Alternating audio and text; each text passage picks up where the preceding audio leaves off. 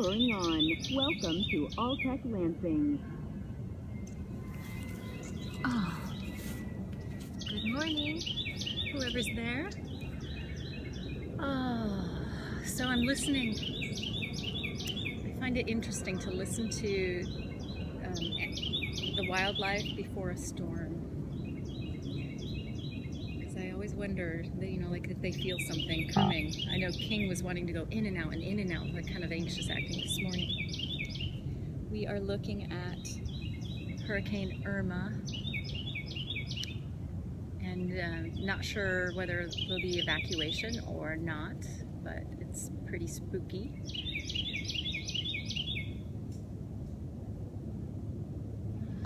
So I'm just taking some time before the dance today to relax my body.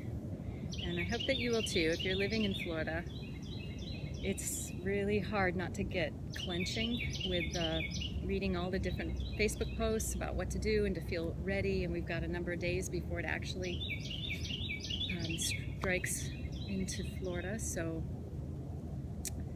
the self-care tip is, how do you relax your body when there's a lot of pressure, whether it's storm pressure or pressure from relationships or pressure from work.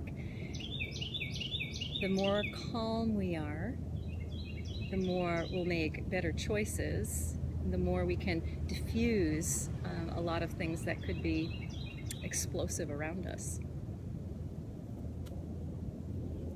And just that inner calm, that deep inner peace is so good for your health. It's good. It's better than to let your body be flooded with a lot of emotions that produce a lot of different endocrine responses throughout your body. Lowers your immune system. So take some time. This takes awareness to think about, okay, I'm going to leave everything else behind just for 5 minutes, and I'm just going to breathe. I'm going to sense my body. That's really important, to be grounded. And grounded is not just through the feet and feeling what we're sitting on, but it's being connected to sensation in the body and receptive. It's like my thighs are clenching, my stomach feels tight, and it's not avoiding a sensation, it's feeling all of it, and then noticing it will change.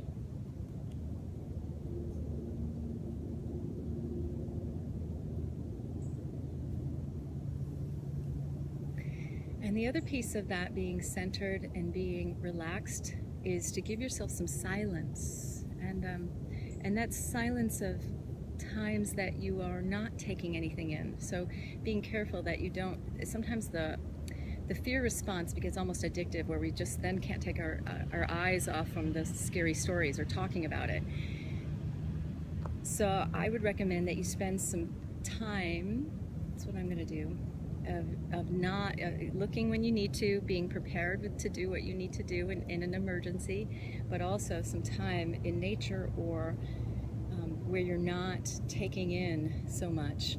I've heard this statement called create before you consume, and it was I don't know where I heard it or who said it, but I love that, especially first thing in the morning, to create, whether that's through writing or through dancing or through cooking or through painting or drawing, just activating that part of the brain that's different than the moving, doing part. Hello, Alicia. Yeah, it's nice to feel you there. I haven't been on live feed for about a week. It feels really good to be back. There's something different about dancing and feeling your energy and sending energy back. Create before you consume. It truly shifts things for me, creating before I consume, because I can consume a lot of things that can affect me the whole day long. But if I create first, it opens up something, especially first thing in the morning. Something's open.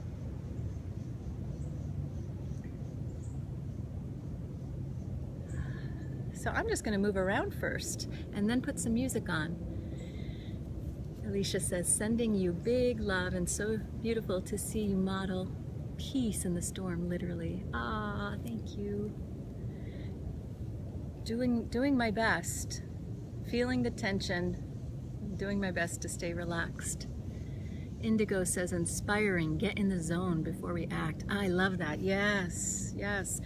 I love that term, in the zone. I love to feel my athlete. And I think of athletes when they're the pressure of playing, you know, what if you were like the star athlete, or not even the star, but you're on the team and you got to make a score and there's audiences all around, and how you've got to really be still in the center to know and not just throw something randomly somewhere, but to really move with everybody else, with going where you want to go. And to me, that's what the zone must, you know, that's what I conjure. Okay, so King's in the zone. He's over here. He's in the zone, being a tiger. Let's move with that.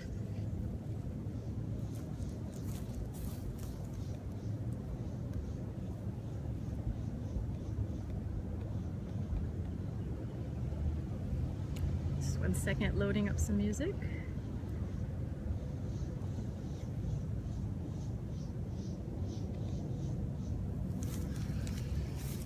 Powering on. Welcome to All-Tech Lansing.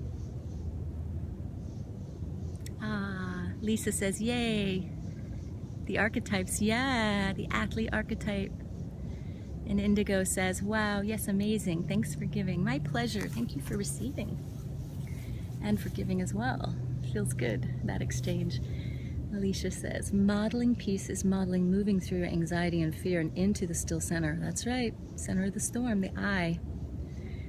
You're bound to be feeling some anxiety, and you're doing awesome. Oh, thank you.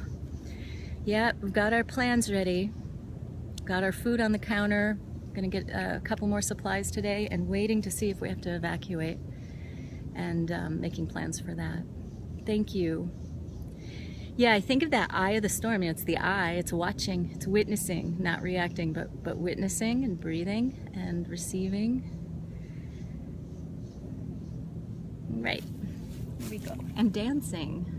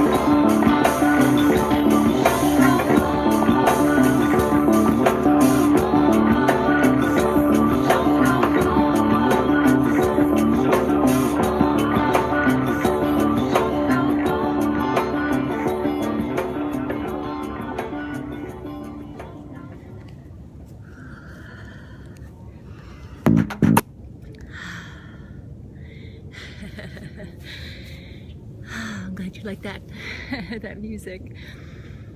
Yeah, brought out a little bit of the that needs to move. Sometimes even when we think we're relaxed, deeper muscles inside, especially in the organs, gets locked and tight.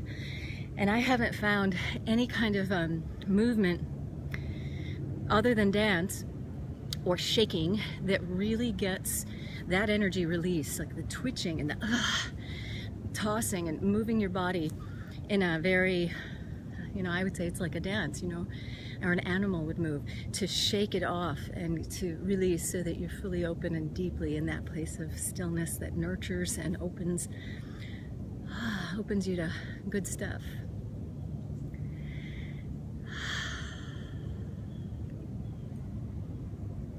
So wishing everybody a beautiful day, and if you're in Florida, a calm, peaceful preparing for whatever's to come. Have a great day, everybody. Thanks for watching. Be back tomorrow.